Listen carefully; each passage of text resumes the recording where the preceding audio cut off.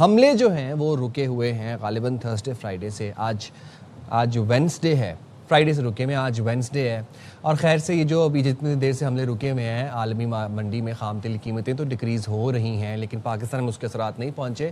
But having said that, امریکہ اور ایران مفاہمتی یادداشت کی بحالی کے قریب پہنچ گئے. یہ میں نہیں کہہ رہا, یہ فاکس نیوز دعویٰ کر رہا ہے. فاکس نیوز کے مطابق پاکستان, قطر اور مصر کے مذاکرات کار آبنائے ہرمز کے انتظامی طریقہ کار پر اختلافات دور کرنے میں مصروف ہیں. قطر ہمیں بہت ایکٹیو نظر آ رہا ہے اس دفعہ کی ساری ثالثی کے اندر. امریکہ کے صدر ڈونلڈ ٹرمپ کی ایک بار پھر مشن ایران مکمل کرنے کی دھمکی. فاکس نیوز سے گفتگو کر رہے تھے ٹرمپ صاحب, اور انہوں نے فرمایا کہ ایران سے معاہدہ نہ ہوا تو مشن مکمل کریں گے, آبنائے ہرمز پر مکمل کنٹرول کریں گے. اب یہ لائنیں تو خیر ویسے ہمیں بھی یاد ہو گئی ہیں, میں آنکھیں بند کر کے ڈونلڈ ٹرمپ کی یہ سب لائنز اور دھمکیاں پڑھ سکتا ہوں. ایران جانے والا ایک بھی جہاز امریکی ناکہ بندی عبور نہیں کر سکتا. امریکی صدر نے یہ بھی کہا کہ ایران سے مذاکرات صرف جوہری پروگرام پر ہو رہے ہیں. ایران بار بار اپنے موقف سے پیچھے ہٹ جاتا ہے, اب معاہدوں کی خلاف ورزی کرنے نہیں دیں گے. عمان نے جناب ایران کو آبنائے ہرمز کے انتظام کے لیے مشترکہ علاقائی میکانزم کی تجویز پیش کر دی ہے, جس کے تحت رضاکارانہ فیس وصول کی جائے گی. عمان کی تجویز کو خطے کے دیگر ملکوں کی حمایت بھی حاصل ہے. عمانی تجویز کے تحت ایران اس اہم آبی گزرگاہ جو کہ اسٹریٹ آف ہرمز ہے, اس پر اکیلے کنٹرول حاصل نہیں کرے گا. اچھا, یہ ویسے ایک امپورٹنٹ ڈائنامک یہاں پر یہ بھی ہے کہ اب باقی ممالک نے بھی دیکھا ہے, جو خطے کے باقی ممالک تھے, کہ اسٹریٹ آف ہرمز کسی ایک فریق کے کنٹرول میں جانا بھی فیوریبل کوئی سچویشن نہیں ہے, کیونکہ وہ اس کا جب دل کرے گا وہ بند کر دے گا. But in the years to come ہم یہ دیکھ رہے ہیں کہ اسٹریٹ آف ہرمز کے وہ ویلیو, وہ امپورٹنس بھی نہیں رہتی ہوئی ہمیں نظر آ رہی. بہت سے ممالک جو ہیں وہ آلٹرنیٹ راؤٹس کے اوپر توجہ دے رہے ہیں. امریکہ اور سعودی عرب کے عراق میں ایرانی حامی گروپوں کے ٹھکانوں پر حملے.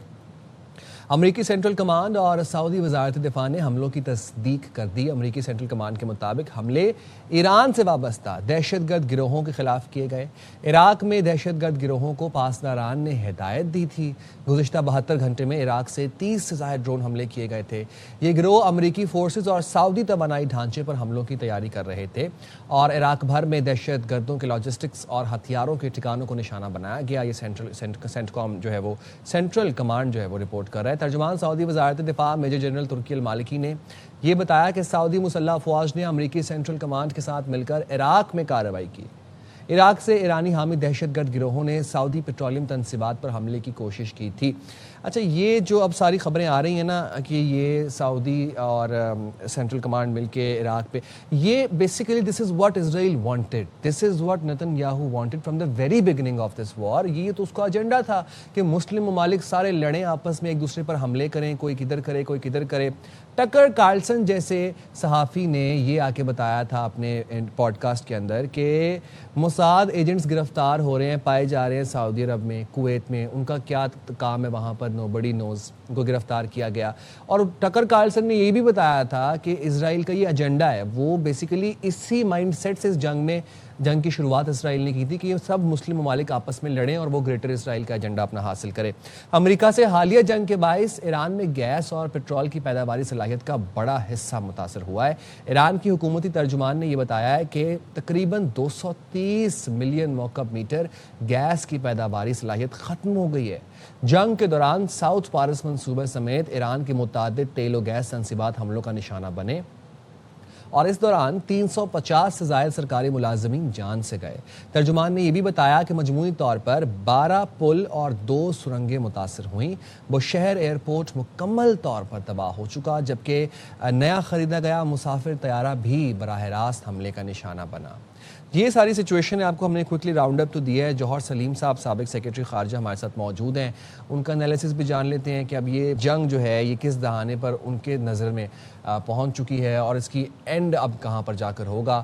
سر بہت شکریہ جوہر صاحب, آپ نے پروگرام کے لیے وقت نکالا. امریکہ اور ایران مفاہمتی یادداشت کی بحالی کے قریب پہنچ گئے ہیں, اور اگر معاہدہ ہوتا ہے تو کیا اس بار دونوں ملک عمل درآمد کر سکیں گے؟ آپ کو لگتا ہے کہ they will stick to the ceasefire and the M O U, کیونکہ پہلے تو ہم نے دیکھا کہ انہوں نے دھجیاں اڑا دیں سیز فائر کی بھی اور ایم او یو کی بھی.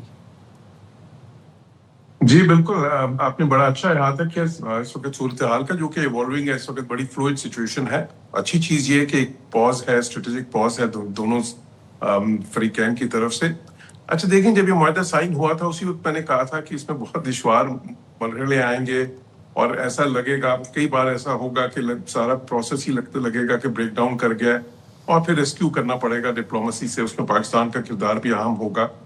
تو وہ اتفاق سے شروع میں ہی ہو گیا, کیونکہ وہ کلاس 5 پہ جو جھگڑا تھا اپنا ہرمز کے بارے میں, جو کلاس ہے کہ جی اس کا اسٹیٹس کیا ہوگا, تو دونوں اپنی اپنی انٹرپریٹیشن کر رہے تھے, اور اس کی وجہ یہ تھی کہ اس کی تھوڑی سی جو لینگویج ہے بڑی مبہم سی تھی, اور وہ جان بوجھ کے مبہم رکھی گئی تھی تاکہ معاہدہ ہو جائے.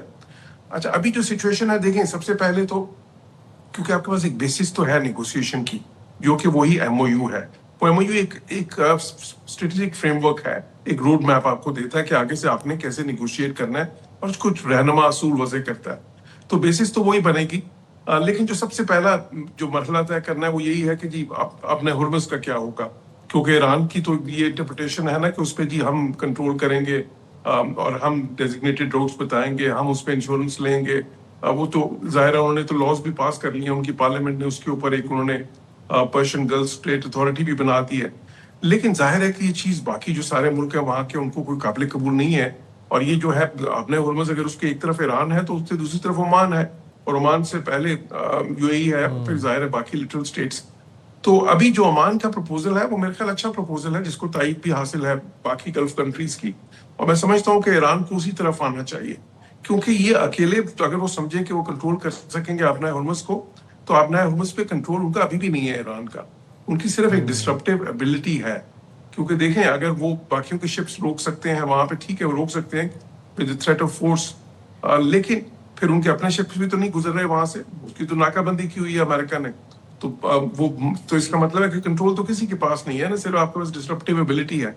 تو اس سے بہتر میکینزم یہ ہے کہ ذرا ایک علاقائی فریم ورک کی طرف آئیں, جس میں کہ پھر ایک مینج ہو سارا, جو اپنے ہرمز پہ جو نیویگیشن ہے, جو میری ٹائم ٹریفک ہے, وہ پراپر مینج ہو. تو سب سے پہلے تو یہ ہے. اب جس کا جو بھی حل نکلے, بے شک وہ ایران, عمان اور باقی گلف کنٹریز کے مذاکرات سے نکلے, یا پھر بیچ میں امریکنز اور ایران کے بیچ میں نکلے, سب سے پہلے تو یہ طے پانا ہے. اس کے بعد دیکھیں باقی جو امور ہیں جو بہت اہم ہیں, اصل جو امور ہے ابھی تو اس پہ تو بات ہی نہیں ہوئی, وہ جو کہ نیوکلیر ایشوز ہیں, اس پہ جب بات ہوگی تو وہ بھی بہت زیادہ, اس میں بھی مسائل پیدا ہوں گے, بہت زیادہ ڈریگ کرے گی. اور پھر میں نے جس طرح پہلے کہا تھا کہ ایران کے اندر کی جو داخلی سیاست ہے وہ بہت زیادہ اثر انداز ہوگی یہ نیگوسیشنز پروسیس پہ.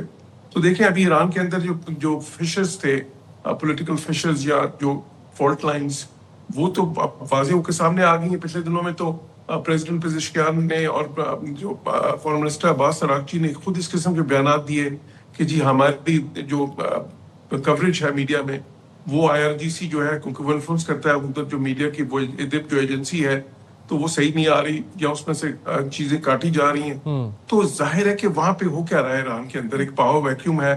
تو اس میں جو مختلف پاور سینٹرز ہیں, جس طرح آئی آر جی سی ہے, یا نیشنل سیکورٹی کاؤنسل ہے, یا پھر ظاہر پارلیمنٹ ہے, اور پھر ایک جو سویلین گورنمنٹ ہے, یہ سارے کوشش کر رہے ہیں کہ وہ اپنی زیادہ جو پاور ہے اس کو پروناؤنس کریں. بالکل, لیکن جوہر صاحب میں ایک بات آپ سے جاننا چاہ رہا ہوں کہ امریکہ کا اس میں سٹانس کیا ہے, اور شروع سے اگر ہم ذرا ڈسکس کر لیں, رجیم چینج کی بات ہوئی امریکہ کی جانب سے, اس میں آیت اللہ خامنائی صاحب کو شہید کیا گیا, ہم نے دیکھا کہ اس سے کوئی خاص, اس کے بعد مجتبیٰ خامنائی صاحب آ گئے, اور ادھر سے ہم نے دیکھا کہ امریکہ کی جانب سے بہت زیادہ سپورٹ کیا جا رہا تھا رضا پہلوی کی کیمپیننگ کو. بعد میں امریکہ نے یو ٹرن مارا, ڈونلڈ ٹرمپ نے کہا ہم تو رجیم چینج کبھی کرنا چاہتے ہی نہیں تھے.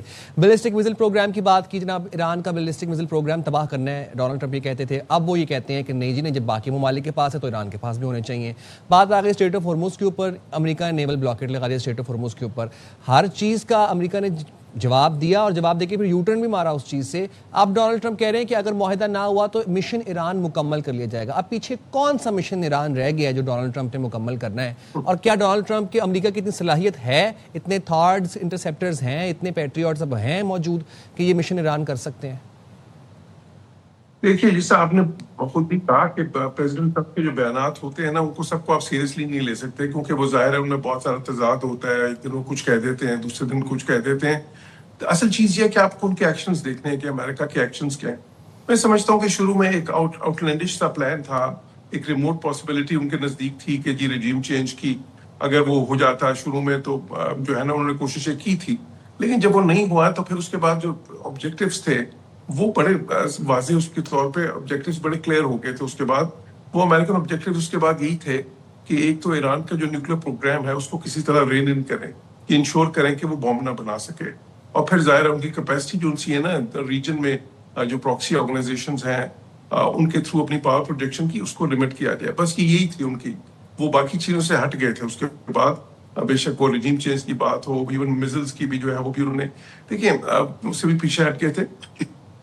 फिर ये एमओयू जब साइन हुआ, देखिए उसमें ईरान को बहुत ज्यादा एक फेवरेबल टर्म्स भी मिल गई थी। ईरान के जो सारे मुतालबात थे उसमें मान लिए गए थे तकरीबन, बेशक वो सैंक्शन रिलीफ के हवाले से हों या एसेट्स की अनफीज के हवाले से हों या ये उनकी ब्लॉकेड हटाने के हवाले से हों या उनकी जो है ना नॉन एग्रेशन पैक्ट जो वो चाहते थे या इस चीज की गारंटी के रेजिम चेंज की कोशिश नहीं होगी, वो सब चीजें उसमें मौजूद थी। यहाँ तक कि उसमें जो रिकंस्ट्रक्शन के लिए वो hundreds of billions of dollar Iran मांगता था, उसकी $300 बिलियन की भी बात थी। लेकिन उसके बाद मसला क्या हुआ? उसके बाद ये हुआ कि ईरान जो है ना, ईरान में ये समझा गया कि जी हम तो जीत गए हैं जंग, हमें तो अब कुछ मुज़ाकरात की भी जरूरत नहीं है, या अपना हुर्मस हमारा है। वहां पे ऐसा नैरेटिव एक्सेल हुआ ईरान के अंदर, खसूसन हार्डलाइनर्स ने जो किया। उसके बाद उन्होंने कहा कि ये सारी चीजें भी हम लेंगे और साथ ही अपना हुर्मस का कंट्रोल भी। तो उस पर बात बिगड़ गई, क्योंकि दोनों पर चीजें तो नहीं हो सकती थी। जब आपको इतनी ज्यादा चीजें मिल रही थी तो फिर उसके बदले में कुछ ना कुछ तो आपको भी देना पड़ता है ना। तो वहां से बात बिगड़ी। अब देखिए अमेरिकन ऑब्जेक्टिव जो इस वक्त है वो बड़े क्लियर है, उसमें कोई रिजीम चेंज नहीं है, उसमें कोई इवन मिसाइल्स का भी नहीं है। प्रॉक्सी ऑर्गेनाइजेशंस की जो सपोर्ट है उससे भी वो पीछे हट गए हैं काफी हद तक। अब सिर्फ न्यूक्लियर की बात है सबसे अहम जो सी है, और ये बात है कि अपना हुर्मस पे ईरान कंट्रोल करने की कोशिश ना करे। सिर्फ ये ऑब्जेक्टिव्स है, बाकी जो उनकी धमकियां हैं प्रेसिडेंट ट्रम्प की वो कह जाते हैं, लेकिन असल चीज ये है कि ये उनके ऑब्जेक्टिव्स हैं। ठीक है, और अगर ईरान बुनियादी मुद्दे अब दो रह गए, एक न्यूक्लियर वेपन का है और दूसरा स्ट्रेट ऑफ हॉर्मुज का रह गया। और वो स्ट्रेट ऑफ हॉर्मुज जो कि वॉर का कॉन्सिक्वेंस थी, कॉज तो कभी थी ही नहीं। बहुत शुक्रिया जौहर सलीम साहब, आप प्रोग्राम के लिए वक्त का, और बड़े अच्छे से हमें इन डेप्थ चीज़ें समझाई।